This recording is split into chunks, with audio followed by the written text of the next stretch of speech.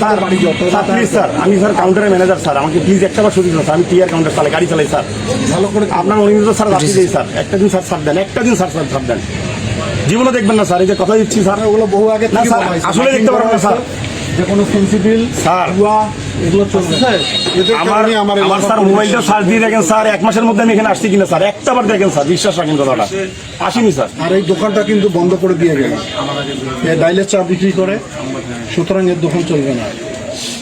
চিনি বেশি দেয়, দুধ বেশি দেয়। এখানে একটা মাদ্রাসা, এখানে একটা মসজিদ, কোনো আক্কেল আছে, কোনো ধর্ম আছে এদের? যুব সমাজ একদম ধ্বংস হয়ে গেল আজকে। এই তিনটাকে হেফাজত, বাকি সামনে অপারেশন হবে তো আরো কয়েকটা, সেই কারণে তার হেফাজতে রাখবো স্যার। একটা বার সুযোগ দেন স্যার, ভিডিও করছেন স্যার, এই চেহারাটা যদি জীবনে দেখেন স্যার, আমি 1 বছরের জেল দিলেও স্যার মেনে নেবো স্যার।